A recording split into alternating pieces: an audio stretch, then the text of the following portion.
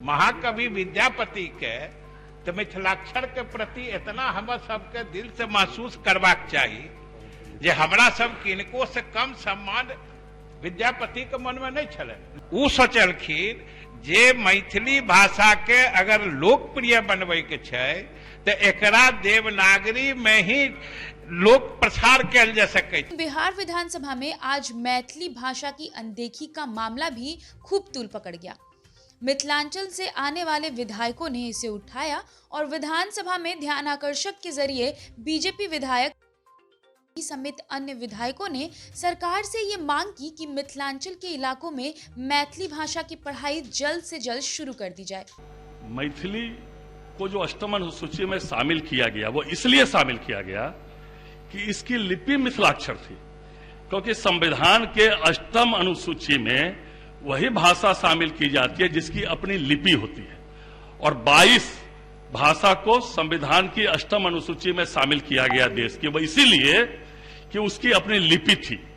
और 22 में से 21 जो संविधान की अष्टम अनुसूची में शामिल है भाषा, उसके जिन जिन राज्यों में शामिल है या देश में प्राथमिक शिक्षा से उसकी पढ़ाई प्रारंभ होती है। केवल मैथिली ऐसी लिपि है, मिथिलाक्षर ऐसी लिपि है देश में, मिथिला में, जिसकी प्राथमिक विद्यालय से पढ़ाई नहीं होती है। और जब हम लोग बचपन में पढ़ा करते थे, जब यह संवैधानिक मान्यता इस मिथिलाक्षर मिथिला लिपि को नहीं था, तब मैट्रिक में, इंटर में 50 नंबर का विषय हुआ करता था जो मिथिला लिपि में पढ़ते थे। यह भावनात्मक भी जुड़ाव है, हमारे धरोहर की रक्षा की भी बात है और संविधान की संवैधानिक मान्यता की भी बात है। इसीलिए मैं माननीय मंत्री जी से यह जानना चाहता हूं कि क्या 22 में से 21 जो संविधान की अष्टम अनुसूची में शामिल भाषा है, जिसको और नेपाली भी, मैं बता दूं अध्यक्ष महोदय, नेपाली भी इस 22 में से एक नेपाली भी है जो विदेशी भाषा है, लेकिन नेपाली को भी सिक्किम में और एक अन्य राज्य में, जहां सिक्किम और पश्चिम बंगाल के कुछ भागों में, सिक्किम में वहां भी प्राथमिक विद्यालय और मध्य विद्यालय में नेपाली भाषा पढ़ाई जाती है। इसलिए मैं माननीय मंत्री जी से यह जानना चाहता हूं कि क्या मिथिलाक्षर लिपि जो पूरे विश्व में, पूरे देश में और राज्य में मिथिला में रहने वाले लोग, माननीय मंत्री जी स्वयं भी मिथिला से आते हैं, तो क्या प्राथमिक विद्यालय में जो है मिथिलाक्षर लिपि की यह भावना की बात है और संवैधानिक मान्यता इस लिपि अध्यक्ष महोदय एक मिनट में, मिथिला को मैथिली को इसीलिए संवैधानिक मान्यता मिली कि इसका मिथिलाक्षर लिपि थी। इसीलिए मैं माननीय मंत्री जी से यह जानना चाहता हूं कि क्या प्राथमिक, बहुत गंभीर इशू है, अगर समय समाप्त होगा अगले डेट में रखा जाए, बहुत गंभीर पद, तो इसलिए मैं माननीय मंत्री जी से यह पूछना चाहता हूं कि क्या प्राथमिक विद्यालयों में क्या मैथिली लिपि, मिथिलाक्षर लिपि की पढ़ाई वो प्रारंभ करना चाहती है सरकार, या मैं जानना चाहता हूं। अध्यक्ष महोदय, यह माननीय सदस्य ने ठीक ही कहा है कि हम लोग भी उसी इलाके से आते हैं। हालांकि ये लोग उत्तर वाले लोग जो है ना, हम लोग को पूरी नहीं मानते हैं, लेकिन इसमें कोई दो राय नहीं है कि हम लोग भी उसी इलाके से आते हैं, भले ही टेल एंड ही कहिए, अंतिम छोर पर ही बसने के कारण सही, लेकिन हम लोग भी उसी इलाके से आते हैं। महोदय, जिस संविधान के अष्टम सूची का हवाला माननीय सदस्य ने दिया है, माननीय सदस्य इस बात से अवगत हैं और जागरूक भी हैं कि उसमें शामिल भाषाएं होती, लिपि नहीं शामिल होती है, पहली बात। दूसरी बात, ये उन्होंने जो बताया है इसकी सूचना नहीं है कि जिसकी अपनी लिपि होती है वही भाषा शामिल होती है। संविधान में कोई ऐसी शर्त नहीं है, हम लोगों को जो मालूम है। और चूंकि उस समय हम लोग भी सामाजिक राजनीतिक क्षेत्र में काम कर रहे थे, जब स्वर्गीय अटल बिहारी जी के कार्यकाल में इसको अष्टम सूची में शामिल किया गया था, उस समय भी इसके पीछे की भावना यही थी कि ये भाषा समृद्ध भाषा है, ये भाषा एक बहुत बड़े प्रक्षेत्र की भाषा है और इसका इतिहास पुराना है, लेकिन सब जगह जहां भी इसकी प्रासंगिकता या इसको अष्टम सूची में शामिल करने का जिक्र आया था, वो सब जगह भाषा की चर्चा थी, भाषा के समृद्धता की चर्चा थी, इसलिए उसके आधार पर किया गया है।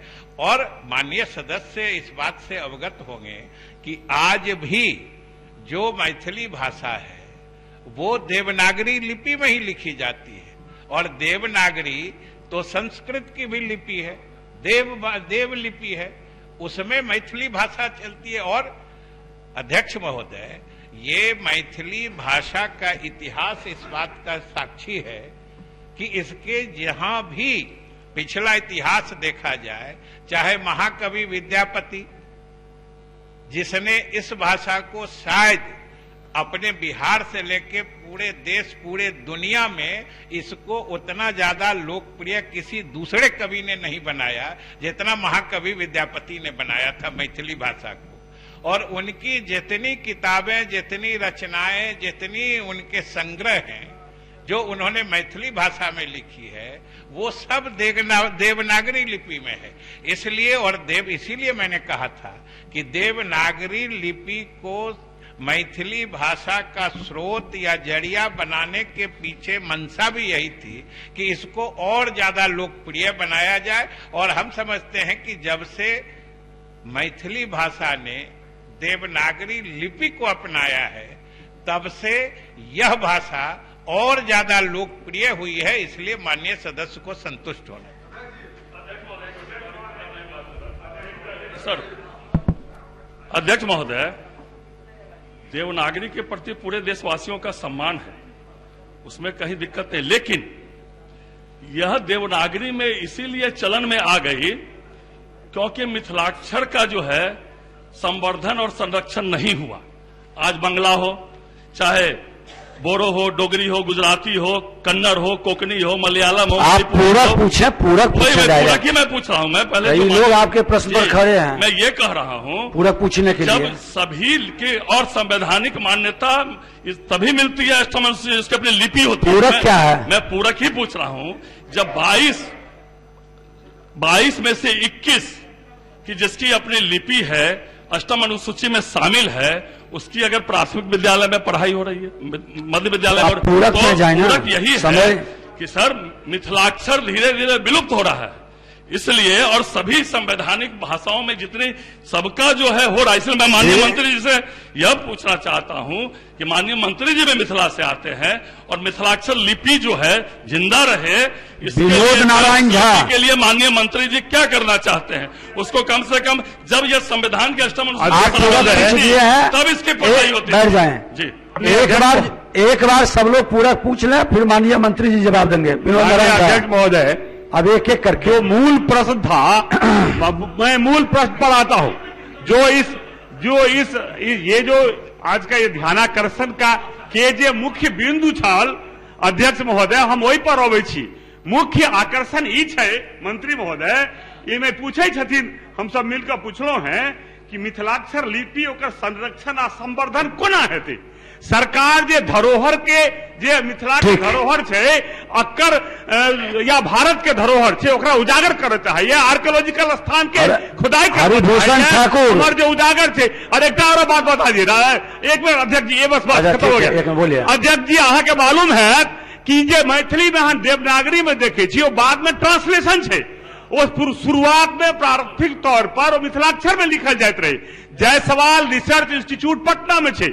नालंदा विश्वविद्यालय में बड़ा पैमाना पर जखन महापंडित राहुल सांकृत्यायन किताब लिखे चला है, वो अनेक बेर मिथिलाक्षर के प्रयोग केला है, लेकिन कालांतर में मिथिलाक्षर खत्म हो गए, जरा तिरहुता नाम से जानल जाते रहे, तेन देवनागरी में उपयोग मिले। बस हो गया, खत्म। अध्यक्ष महोदय, हम ये जानना चाहते हैं, हम ये जानना चाहे छी मंत्री जी से, जे सचमुच मैथिल टेल इंड पर नहीं छे, वो हृदय स्थली छे, दरभंगा पूर्णा दरभंगा जिला के निवासी छे विजय बाबू, हुनका से हम पूछना चाहे छी मिथिलाक्षर लिपि के संरक्षण और संवर्धन के लेल बिहार सरकार के की योजना छे? ठीक है, हरिभूषण ठाकुर जी। हाँ अध्यक्ष जी, विश्व के सबसे मधुर भाषा छे मैथिली, और आप भी मैथिली में ही बोलिएगा। जी जी जी, मैथिली में ही बोलेंगे। सर देश में दोसरो राज्यक बालक सब अब यूपीएससी कलेक्टर एसपी बन रहा है मैथिली लऽ कऽ। पूरक पूछिए, पूरक। मिथिलांचल में पूरक ये है, मिथिलांचल में 90% बच्चा अगर मैथिली नहीं रहते तो आईए बीए मैट्रिक के मुंह नहीं देखत। एकरा जल्द से जल्द प्राथमिक विद्यालय में एकरा मान्यता दऽ कऽ बच्चा के पढ़ायल जाए, साथ साथ मिथिलाक्षर के भी सुझाव आपका है, संवर्धन हो। अरुण शंकर प्रसाद जे प्रश्न के मूल छल तै पर माननीय मंत्री जी कोनो प्रकाश नहीं डाल। पूरक पूछिए, आप पूरक पूछिए। पूछ रहा हूँ अध्यक्ष महोदय, 1 मिनट अहाँ के संरक्षण चाहिए। माननीय मंत्री जी अखन तक जहिना वो कहलथिन कि हम समस्तीपुर किनार पर छी तो तहिना एहि प्रश्न के किनारे किनारे गोल गोल घुमलथिन। मूल प्रश्न छे जे एकर संवर्धन केना हेतै। ठीक छै, आइ तक हिनका नजर में आइ तक अगर मिथिलाक्षर अपन लिपि नहीं बन सकले तो आई जे सरकार छे ई नहीं बनेते तो आखिर कोन सरकार बनेते। अगर अहाँ चाहे छिए जे मिथिलाक्षर अपन लिपि के दर्जा ले और ओहिमे कतौ व्यवधान है तो अहाँ उच्च स्तरीय कमिटी बनाओ। अब मिथिलाक्षर के जे लिपि छे ओकर देश और दुनिया में जता जता अवशेष छे ओकरा संग्रहित करू और मिथिला के अपन लिपि दियो।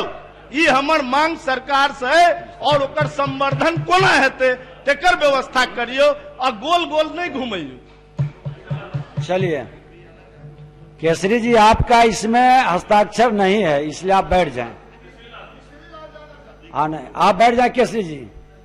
मिश्री लाल यादव जी बोलिए। महोदय, मैथिली और मिथिला अक्षर पर यहाँ सवाल रखा गया है। पूरक डायरेक्ट पूछिए। जी पूछ रहे हैं। देश के अन्य राज्यों में अष्टम सूची में जब वहां की भाषा को लिया गया तो वहां की लिपिक की पढ़ाई प्राथमिक विद्यालय से है, तो आखिर सरकार अन्य राज्यों में देश के पढ़ाई हो रही है प्राथमिक विद्यालय में, तो बिहार में और खासकर मिथिला की जो भावना है उसके अनुरूप प्राथमिक विद्यालय और अन्य विद्यालयों में मैथिली की पढ़ाई, लिपिक जो है उसका मिथिलाक्षर, उसकी पढ़ाई क्यों नहीं कराना चाहती है। चलिए अब बैठ जाइए। मिथिलाक्षर की माननीय मंत्री जी। महोदय, मैथिली भाषा में तो एक ये तो ताकत है ही कि भाषा जब से चली जहां तक पहुंची इसके लिखने की लिपि जो भी रहे हो, लेकिन इस प्रश्न पर थोड़ी देर के लिए सदन की भाषा भी मैथिली ही हो गई। हम भी तो अध्यक्ष महोदय अगर अहाँ के इजाजत भेटे तो हमहू मैथिलीए में हिनका सबके कुछ कहबाक चाहे छिए कि अध्यक्ष महोदय जहां तक मिथिलाक्षर लिपि के सम्मानक गप छै ओहिमे ककरो दूर आइ न भ सकै छै जे मिथिलाक्षर के लिपि के अपना जगह पर महत्व छै। एहिमे कोई दूटा गप नहीं छै कि मिथिलाक्षर लिपि पुरान काल में होय छलै, जे धीरे धीरे ई कोई सोच विचारक कोई नीति के परिणाम नहीं छै, बल्कि मिथिलाक्षर लिपि जे मैथिली भाषा के छलै काल क्रम में एही खातिर हम महाकवि विद्यापति के उदाहरण दिलौं ये कि हमरा अहाँ से कनिको कम की हम सब सोचे छिए जे मिथिलाक्षर के प्रति हमरा अहाँ से कनिको कम महाकवि विद्यापति के सम्मान हेतै। महाकवि विद्यापति के तो मिथिलाक्षर के प्रति इतना हम सबके दिल से महसूस करवाक चाहिए जे हमरा सब किनको से कम सम्मान विद्यापति के मन में नहीं छले, लेकिन हुनका मैथिली भाषा के प्रति बेसी सम्मान छले और उस समय के परिस्थिति का आकलन करैत, समय के विकटता देखैत उ सोचलखिन जे मैथिली भाषा के अगर लोकप्रिय बनबै के छै तो एकरा देवनागरी में ही लोक प्रसार कयल जा सकै छै। जेना रामायण तऽ वाल्मीकि जी भी लिखने छलखिन, तुलसीदास जी जे अवधि में रामायण लिखलखिन तऽ रामचरितमानस, तो ऊ जितना लोकप्रिय भेलै उतना वाल्मीकि जी के रामायण छलै नहीं छलै।